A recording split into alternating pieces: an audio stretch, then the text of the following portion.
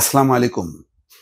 Israel ইরানের উপর যত বেশি আক্রমণ তীব্র করছে এবং বেছে বেছে ইরানের সেনা কমান্ডারদেরকে হত্যা করছে, ইরানও ভয়ঙ্কর রূপে আবির্ভূত হচ্ছে। সর্বশেষ যে খবর দর্শক আপনাদেরকে বলতে পারি, সেখানে শিরোনামটা দেখলেই বুঝতে পারবেন। কয়েক ঘন্টার মধ্যে ইসরায়েলের উপর আছড়ে পড়বে নতুন ক্ষেপণাস্ত্রের ঢেউ। দর্শক বুঝতে পারছেন কত বড় হুঁশিয়ারি। দর্শক এই খবর এবং সাথে একটু বিশ্লেষণ করব।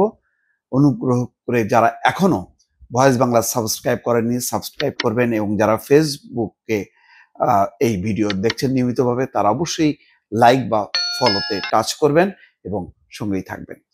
দর্শক আসুন আমরা খবরটি দেখি। কি খবর কিছুক্ষণ আগে আপ হয়েছে, যে বলা হচ্ছে যে কয়েক ঘন্টার মধ্যে ইসরায়েলের উপর আছড়ে পড়বে নতুন ক্ষেপণাস্ত্রের ঢেউ। সম্ভবত নতুন যে সেনা কমান্ডার, আগে তো 20 জন সেনা কমান্ডারকে তারা বেছে বেছে হত্যা করেছে। এখনো গতকালকেও গোয়েন্দা প্রধান এবং ডেপুটি গোয়েন্দা প্রধান দুজনকে হত্যা করেছে। আজকের খবর হচ্ছে যে নতুন যে রেভলিউশনারি গার্ড প্রধান যাকে নিয়োগ দেওয়া হয়েছিল, সেই শীর্ষ কর্মকর্তা যিনি খামেনিরও ঘনিষ্ঠ, তাকে হত্যা করা হয়েছে। যদিও ইরান এখনো এর স্বীকৃতি দেয়নি, কিন্তু ইরানের প্রতিক্রিয়া দেখে বোঝা যাচ্ছে যে তারাও এখন মরিয়া হয়েছে এবং নতুনভাবে হামলা চালানোর পরিকল্পনা করছে, সেই হুঁশিয়ারি দিয়েছে। ইসরায়েলের বিরুদ্ধে আরো ভয়াবহ হামলার হুঁশিয়ারি দিয়েছে ইরান। দেশটির এক সেনা কর্মকর্তা জানিয়েছে এই হামলা আগামী কয়েক ঘন্টার মধ্যেই করা হবে। তেল আবিবের ভূখণ্ডে শত শত ক্ষেপণাস্ত্র আশ্রয় পড়বে বলে হুঁশিয়ারি করেছেন তিনি। সোমবার রাতে ইরানের একটি রাষ্ট্রীয় টেলিভিশনে বোমা হামলার পর তেল আবিবকে লক্ষ্য করে হামলা চালিয়েছে ইরান। এখনো তেল আবিবের আকাশে ইরানের ছোড়া ক্ষেপণাস্ত্রের ধোঁয়া উঠতে দেখা যাচ্ছে বলে জানিয়েছে বার্তা সংস্থা রয়টার্স। গণমাধ্যমটি বলেছে ওই হামলার পর এবার আরো ভয়াবহ এবং ব্যাপক হামলার হুঁশিয়ারি দিয়েছে তেহরান।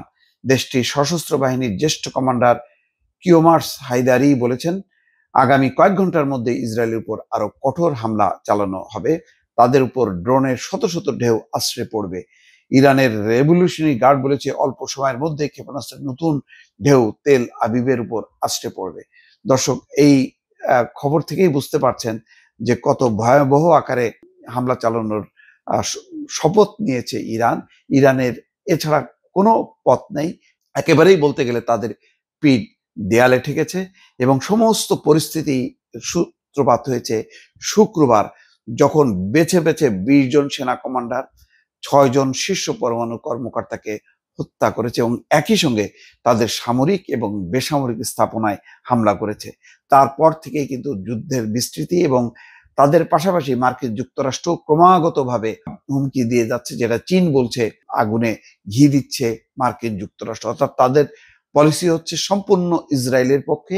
এখনো পর্যন্ত নিন্দা করেনি। তেহরান বলেছে মার্কিন যুক্তরাষ্ট্রকে অবশ্যই এই হামলার নিন্দা জানাতে হবে আনুষ্ঠানিকভাবে, তারপরে হয়তো যুদ্ধবিরতির প্রসঙ্গে আলোচনা হবে। এখন যেই বক্তব্য তারা সামনে এনেছে যে নতুন ক্ষেপণাস্ত্র, শত শত ক্ষেপণাস্ত্রের ঢেউ আশ্রে পড়বে ইসরায়েলের উপর। এমনিতেই ইসরায়েলের নাগরিকরা একেবারে আতঙ্কগ্রস্ত হয়ে দিনে রাতে তারা 24 ঘন্টা বাংকারে অবস্থান নিয়েছে। একইভাবে তেহরান থেকেও সাধারণ মানুষ সরে যাচ্ছে।